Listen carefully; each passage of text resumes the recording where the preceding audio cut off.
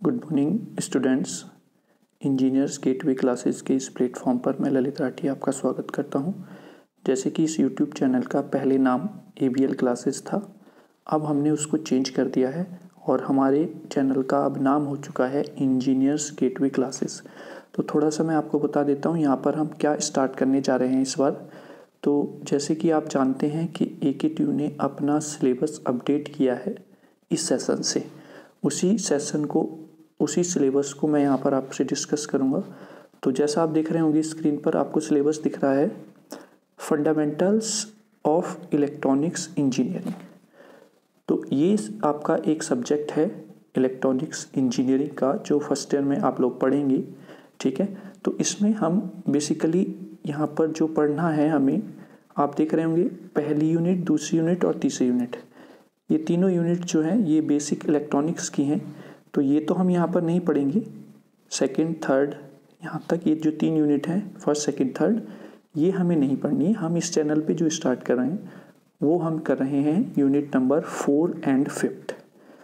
तो 4th और 5th unit हम यहाँ पर पढ़ेंगे। इस चैनल पर आपको ये दोनों यूनिट्स मिलेंगी, 4th और 5th।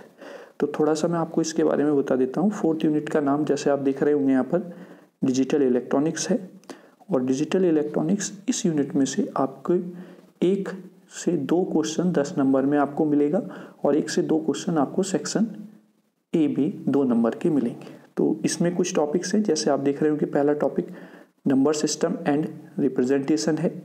उसके बाद सेकंड टॉपिक है बाइनरी अर्थमेटिक। नेक्स्ट आता है introduction of basic and universal gates using Boolean algebra, simplification of Boolean function and K-मैप मिनिमाइजेशन अप टू 6 वेरिएबल।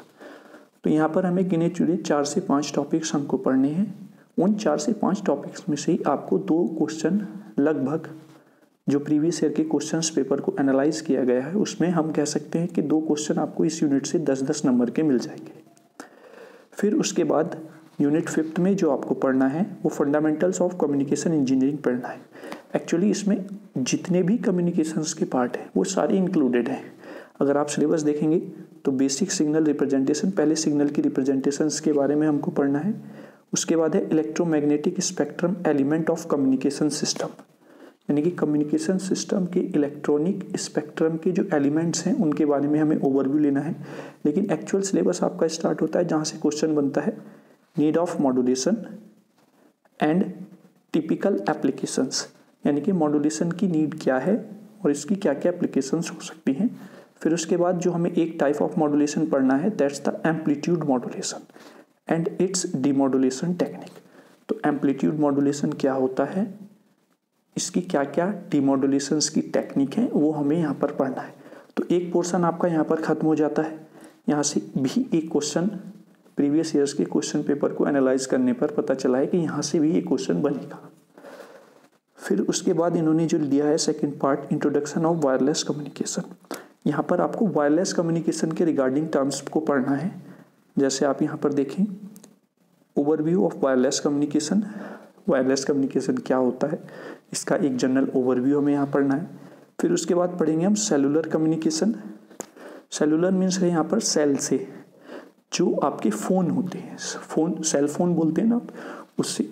फिर आप different generations and standard in cellular communication, यानी कि मोबाइल की different generation क्या हैं, उसके में कौन कौन से स्टैंडर्ड्स डिफरेंट यूज़ होते हैं। जैसे आप देख रहे हैं 1G 2G 3G 4G, तो इनमें अलग अलग स्टैंडर्ड्स यूज़ होते हैं इन टेक्नोलॉजीज़ को यूज़ करने में, इन टेक्नोलॉजीज़ का बेनिफिट यूजर्स को देने के लिए। तो वो हमें थोड़ा ओवरव्यू यहाँ पर पढ़ना है। और लास्ट में fundamental of satellite and radar communication. और लास्ट टॉपिक यहाँ से fundamental of satellite and radar communication पढ़ना है। यहाँ पे भी पिछले 4 से 5 ईयर के क्वेश्चंस पेपर को एनालाइज करने पर जो भी सिलेबस यहाँ पर पहले दिया हुआ था सेम एज इट इज़, क्योंकि day by time to time हर सेशन पर यूनिवर्सिटी अपना सिलेबस अपडेट करती रहती है। तो उस सिलेबस में अगर कुछ दिया हुआ है, उनको एनालाइज करने के बाद देखा गया है कि एम्पलीट्यूड मॉड्यूलेशन से एक क्वेश्चन जरूर बना है 10 नंबर में। अगर आप प्रीवियस ईयर के 4 से 5 साल के पेपर देखेंगे तो आप खुद एनालाइज कर सकते हैं कि ये वाला टॉपिक बहुत इंपॉर्टेंट है, एम्पलीट्यूड मॉड्यूलेशन। यहाँ से इस पूरे पोर्शन में से एक ही क्वेश्चन आपको मिलेगा देखने को पेपर में। तो इस तरीके से हमको डिवाइड करके अपना सब्जेक्ट पढ़ना है। तो आई होप आप सिलेबस के बारे में समझ गए होंगे और हम यहाँ पर क्या पढ़ेंगे वो चीज़ यहाँ पर आपको क्लियर हो गई होगी।